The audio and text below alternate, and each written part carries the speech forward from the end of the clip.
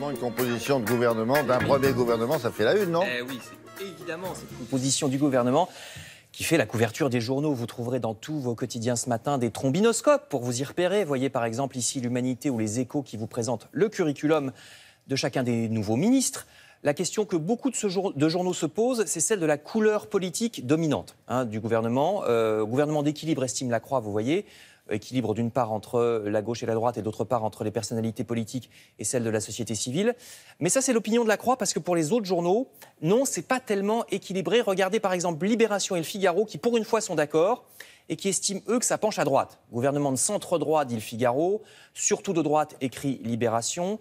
Alors c'est vrai qu'il y a des ministres issus des deux bords, mais les portefeuilles qu'on leur a attribués ne sont pas comparables. Vous voyez cette phrase, la droite tient la caisse, c'est-à-dire les ministères économiques les plus importants, et la gauche, elle, fera des poèmes. Je cite l'éditorial de Libé.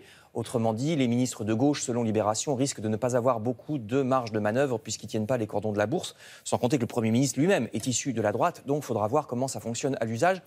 Libération tempère aussi l'idée d'une ouverture à la société civile parce qu'il s'agit de personnalités, je cite, de la France d'en haut quand elles viennent de la société civile et non pas issues, par exemple, du monde ouvrier ou paysan. C'est en tout cas ce que dit Libération.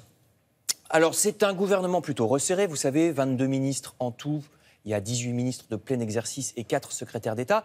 Le Figaro met une certaine mauvaise foi, on peut le dire, à estimer qu'Emmanuel Macron ne respecte pas sa promesse puisqu'il avait dit 15 ministres. Alors c'est vrai que 18, c'est pas 15, mais enfin, oublions pas que le précédent gouvernement en comptait 38 en tout avec les secrétaires d'État, pour donner un élément de comparaison.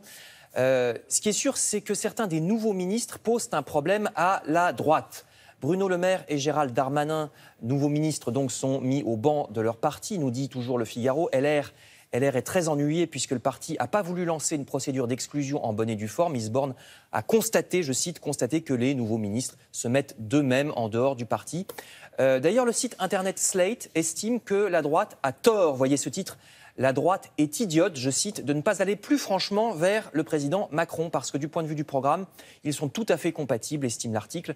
En fait, rien ne les sépare vraiment, mais certains à droite, comme Laurent Wauquiez, vont agiter de prétendus arguments idéologiques et ce uniquement pour avoir l'impression d'exister. Je cite encore l'article.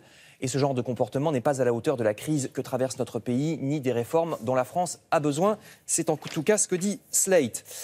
D'autres journaux parlent également de Laurent Wauquiez ce matin, par exemple Les Échos ou Libération, qui nous apprennent que Marion Maréchal-Le Pen offre justement à Laurent Wauquiez une sorte d'alliance. Nous aurons des choses à faire ensemble, déclare Marion Maréchal au magazine Valeurs Actuelles, qui est repris ce matin dans les quotidiens. Elle ajoute, Marion Maréchal, que si ça ne se fait pas maintenant, eh ben, ça se fera sans doute dans 10 ans. Je vous renvoie aux différents journaux qui reprennent cette déclaration. Enfin, l'autre personnalité politique qui est l'objet de beaucoup d'articles ce matin, c'est Nicolas Hulot. Le voici par exemple dans Libé et dans Le Figaro. Libération remarque que l'aventurier écolo fait maintenant partie d'un gouvernement qui est clairement pour le nucléaire. Le nouveau ministre de l'Environnement pourra-t-il impulser le changement de société qu'il prône depuis des années? Alors c'est une prise de guerre pour le gouvernement, estime Le Figaro. Lui, Nicolas Hulot, dit qu'il a mûrement pesé sa décision de participer au gouvernement. Il parie sur le chamboulement, je cite, qui est actuellement à l'œuvre avec Emmanuel Macron. C'est effectivement un pari de la part de Nicolas Hulot. Là aussi, il faudra voir à l'usage comment ça se passera. Merci beaucoup. À tout à l'heure.